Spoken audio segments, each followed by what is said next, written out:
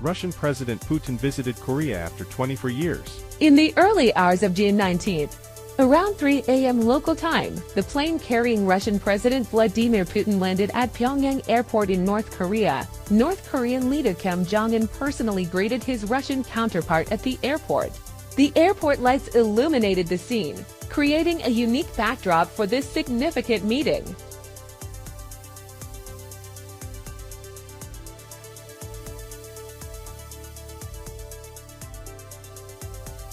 Two days earlier, on June 17th, the Kremlin announced that President Putin would make a state visit to North Korea from June 18th to 19th, following an invitation from Kim Jong Un. Initially, Russian and international media had projected that Putin's plane would arrive late on June 18th. However, it actually landed early the next morning, according to the TASS news agency.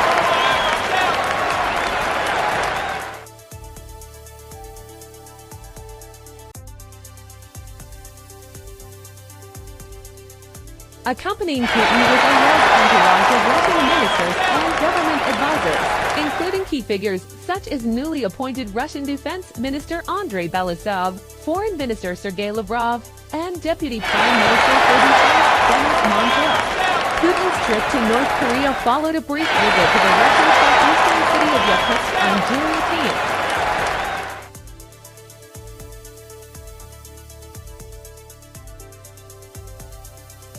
This marked Putin's first visit to North Korea in 24 years, occurring amidst a unique geopolitical context as both Russia and North Korea face Western sanctions.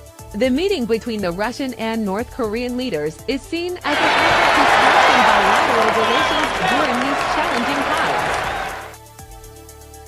Before his visit, Putin penned an article for North Korean media, praising North Korea's steadfast support for Russia's special military operation in Ukraine. He emphasized that both nations stand against the West and pledged continued support for North Korea.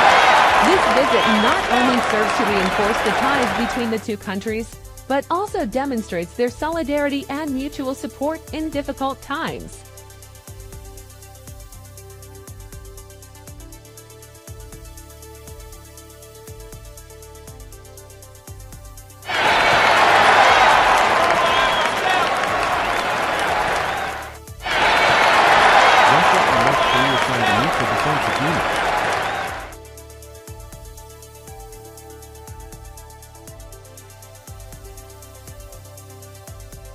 Russia and North Korea support each other immediately if attacked. On June the 20th, North Korean media announced the content of the newly signed Russia-North Korea Treaty, which includes important provisions on defense cooperation and military capacity improvement.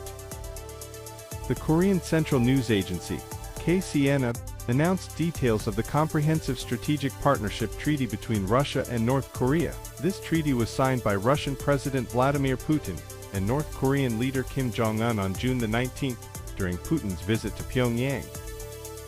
Main provisions of the treaty. According to TASS news agency, the main provisions of the treaty include immediate mutual support. Both countries agreed to provide immediate assistance to each other in the event of an attack. Coordinate against threats.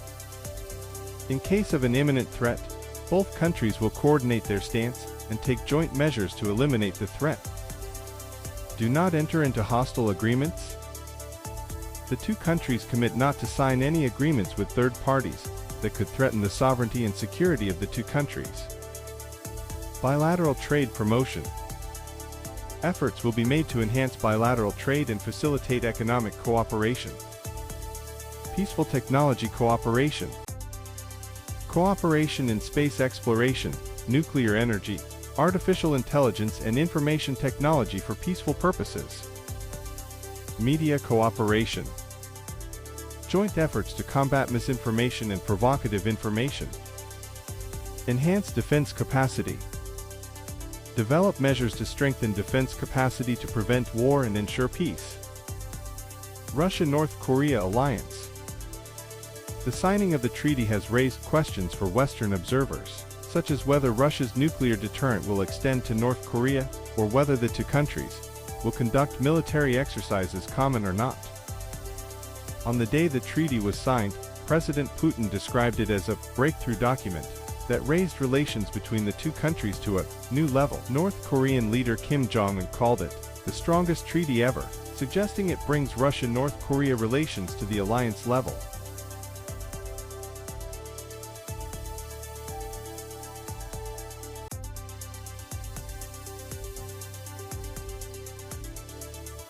Some experts believe that the treaty's defense provisions resemble a formal defense treaty, rather than a mere cooperation agreement. Jo Bi-yeon, an expert at the Korea Institute for Defense Analyses, noted that the treaty reflects what Russia and North Korea have been building in recent months and years. Yoo Ji-hoon, another analyst at the Korea Institute for Defense Analyses, pointed out that the immediate intervention clause implies that all military forces, including the Army, Navy and air troops, will be mobilized. During his visit to Pyongyang, President Putin was awarded the Kim Il-sung Medal, North Korea's highest honor, by Mr. Kim Jong Un. Putin gave Mr. Kim a Russian-made Urus luxury car, while Mr. Kim gave Mr. Putin two rare punks and hunting dogs.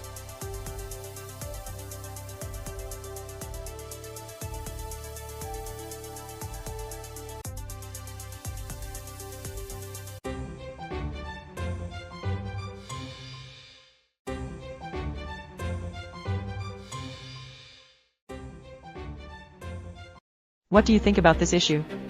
Please leave your comments below. If you enjoy content like this, please hit the subscribe button to support the channel and help it grow. Wishing you a wonderful life. Goodbye and see you next time.